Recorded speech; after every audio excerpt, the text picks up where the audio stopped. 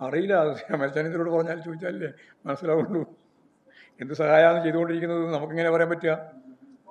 യഥാർത്ഥത്തിൽ ഒരു കാര്യം വളരെ വ്യക്തമാണ്. ഇത്ര തിടുക്കത്തിൽ ഇന്നലെയാണ് ഞാൻ നേരത്തെ പറഞ്ഞ ഈ അവരുടെ തന്നെ ഒരു വലിയ പദ്ധതി, ഒരു പ്രൊജക്റ്റ്, വിജിലൻസ് വിസിൽ, സിനിമാ നടന്മാരെല്ലാം കൊണ്ടുവന്ന് പരിപാടി പ്ലാൻ ചെയ്തു. എന്നിട്ട് ഇന്ന് ഒരു കേസ് തേച്ചു മാച്ച്, അതും വിജിലൻസ് കേസ് തേച്ചു മാച്ച് കളയേണ്ടുന്ന ഒരു തരത്തിലേക്കുള്ള പരസ്യ പ്രഖ്യാപനം അത് പ്രസിദ്ധീകരിച്ചിട്ടുമില്ല.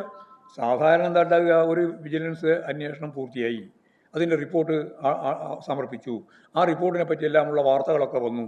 അങ്ങനെ വരുമ്പോഴും ചിലപ്പോൾ ആഭ്യന്തര വകുപ്പ് മന്ത്രി അതിങ്ങനെ അവസാനിപ്പിക്കുന്നു എന്ന് പറയുക. ഇത് ആർക്കും പുറത്ത് കിട്ടുന്നതിന് ഒരു പത്രക്കാർക്കോ അല്ലെങ്കിൽ ആർക്കെങ്കിലുമോ ആ വാർത്ത കിട്ടുന്നതിന് മുമ്പ് ആഭ്യന്തര വകുപ്പ് തന്നെ പറയാണ് അത് അവസാനിപ്പിച്ചിരിക്കുന്നു, അതിൽ വേറെ കുറ്റമില്ല. ഈ കുറ്റമല്ല, എല്ലാം മുഴുവൻ ജനങ്ങൾക്ക് മനസ്സിലായതാണ്.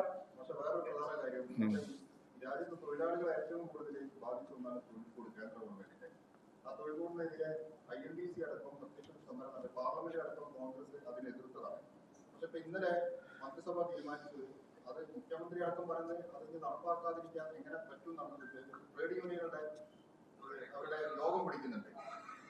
കേരളത്തിൽ നടപ്പാക്കാൻ പോകുന്നതാണ് അതിന്റെ സൂചന നൽകുന്നത്. ഇതിനെക്കുറിച്ച് എന്താണ്? നടപ്പാക്കാൻ തീരുമാനിച്ചാലും നടപ്പാക്കാൻ പറ്റില്ല കേരളത്തിലൊന്നും. കേരളത്തിലെ തൊഴിലാളി വർഗം ഒറ്റക്കെട്ടായിട്ട് നിന്നാൽ പിന്നെ ഏത് ഗവൺമെൻറ്റായിട്ട് എന്താ കാര്യം?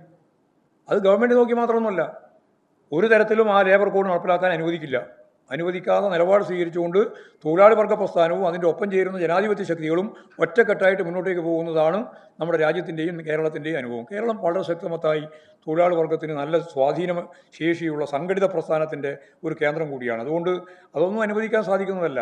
അത് അതിശക്തിയായിട്ട് അതിനെ പ്രതിരോധിച്ചുകൊണ്ട് മുന്നോട്ടേക്ക് പോകുക തന്നെ ചെയ്യും.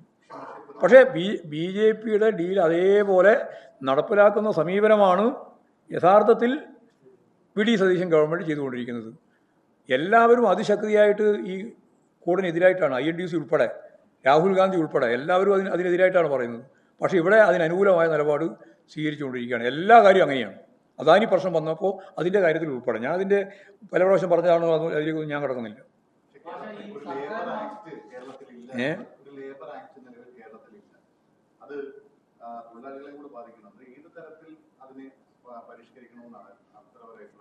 അതായത് ഇപ്പോൾ സംഘടിതമായിട്ട് നേടിയ അതിശക്തിയായ പോരാട്ടത്തിലൂടെ കേരളത്തിലെ ലേബർ ആക്ട് ഉണ്ടോ ഇല്ലയോ എന്നുള്ളതല്ല, തൊഴിലാളി വർഗത്തിന് അനുകൂലമായ ഒരു ദിശ എല്ലാ തലങ്ങളിലും കേരളത്തിലുണ്ട്. ആര് വിചാരിച്ചാലും അത് ഒഴിവാക്കാൻ 57 മുതൽ തുടങ്ങിയതാണ്. പോലീസ് തന്നെ ഇടപെടുന്നതിനെ സംബന്ധിച്ചിടത്തോളം അന്ന് പറഞ്ഞു, നിങ്ങളുടെ പണി പോലീസ് തൊഴിലാളികളുടെയും കർഷക തൊഴിലാളികളുടെയും കേസിലും സമരങ്ങളിൽ ഇടപെടലല്ല, ക്രമസമാധാന പ്രശ്നത്തിൽ മാത്രം ഊന്നി നിന്നാൽ മതി, മറ്റു കാര്യം നയപരമായി ഞങ്ങൾ തീരുമാനിക്കുന്നു 57 VMSൻ്റെ ഗവൺമെൻറ് പറഞ്ഞാണ്. അന്ന് മുതലാണ് കേരളത്തിൽ ഈ പോലീസുകാർക്കും അതുപോലെ തന്നെ ഈ സായുധ വിഭാഗത്തിനും പാവപ്പെട്ട ജനങ്ങൾ അനുഭവിച്ചുകൊണ്ടിരിക്കുന്ന ദുരന്തം പരിഹരിക്കുന്നതിന് വേണ്ടിയുള്ള പോരാട്ടങ്ങളിൽ സമരങ്ങളിൽ ഇടപെടാൻ സൗകര്യം കിട്ടാതിരുന്നത്. പിന്നെയാണ് ജനങ്ങൾ അത് ശക്തിയായിട്ട് മുമ്പോട്ടേക്ക് വന്നത്. അപ്പോൾ അത് ഈ മുഖ്യമന്ത്രിയിൽ ആര് പറഞ്ഞാലും ഈ കേരളത്തെ സംബന്ധിച്ചിടത്തോളം ഈ പോരാട്ട വീര്യത്തോടുകൂടി ലേബർ മേഖലയിലുള്ള പ്രശ്നങ്ങൾക്ക് പരിഹാരം കാണാനും അതിൻ്റെ ഭാഗമായിട്ട് ഇടപെടാനും നല്ല ശേഷി കേരളത്തിലുണ്ട്. ഏത് നിയമമായാലും, ആര് പാസ്സാക്കിയ നിയമമായാലും, പാസ്സാക്കാത്ത നിയമമുണ്ട്. അടിയന്തരാവസ്ഥ നിയമം പാസ്സാക്കിയ തന്നെയല്ലേ, അതിനെ അതിജീവിച്ചിട്ടില്ലേ കേരളം ഉൾപ്പെടെ മുമ്പോട്ടേക്ക് പോയത്? അവിടെ നിയമം പാസ്സാക്കിയതുകൊണ്ട് മാത്രം കേരളം അത് അംഗീകരിച്ചു കൊടുക്കുന്നൊന്നുമില്ല. അതാണല്ലോ അതിൻ്റെ ഏറ്റവും പ്രധാനപ്പെട്ട ഇതല്ലേ നമ്മൾ കർഷക സമരത്ത് കണ്ടത്. 3 നിയമമല്ലേ അത് അടിച്ച് അവസാനിപ്പിച്ചത്. സംഘടിത പ്രസ്ഥാനത്തിന് മുമ്പിൽ കീഴടങ്ങിയില്ലേ BJP ഗവൺമെൻറ്? 3 നിയമം പാസ്സാക്കിയിരുന്നു. ആ 3 നിയമം വേണ്ടെന്ന് വെച്ചില്ലേ? പിന്നെ എന്താ സംശയം? ട്രേഡ് യൂണിയൻ ചർച്ചയ്ക്ക് വിളിച്ചാൽ എന്താ പോകേണ്ടിരിക്കേണ്ട കാര്യം എന്താ ഉള്ളത്?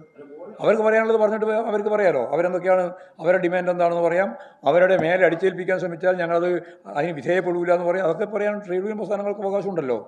ഇപ്പോൾ മുഖ്യമന്ത്രി ഒരു യോഗം വിളിച്ച് ചേർത്താൽ നമ്മൾ പങ്കെടുക്കില്ല എന്ന് പറയേണ്ട കാര്യം ഒരു പ്രസ്ഥാനത്തിനില്ല എന്നാണ് എൻ്റെ അഭിപ്രായം. ആര് വിളിച്ചു? ഇപ്പോൾ കുട്ടികളുടെ യോഗം വിളിച്ച് ചേർത്തപ്പോൾ പോയല്ലോ, കുട്ടികൾ പോയല്ലോ, അപ്പോൾ പോയിട്ടുണ്ട്.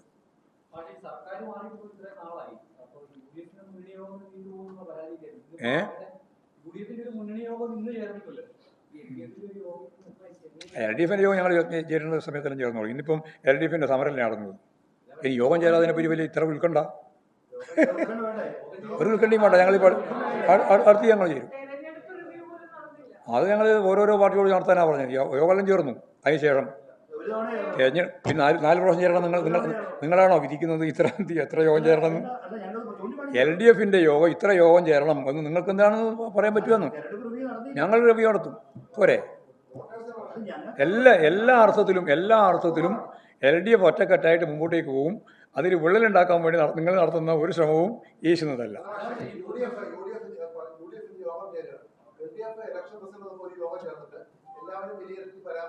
വരാൻ പറഞ്ഞു. ഞങ്ങളിപ്പോൾ പൂർത്തിയായിട്ടില്ലേ ഉള്ളൂ. സെൻട്രൽ കമ്മിറ്റിൻ്റെ വിശദീകരണം പൂർത്തി വന്നിട്ടില്ലേ ഉള്ളൂ. ഇനിയിപ്പോൾ വിളിക്കും. ഇനി എല്ലാം പൂർത്തിയായി അപ്പോൾ വിളിക്കും.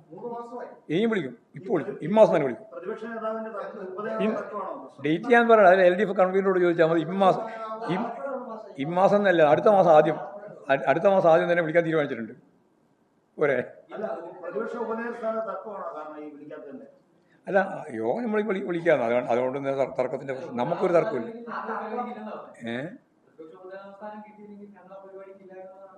ആയിക്കോട്ടെ.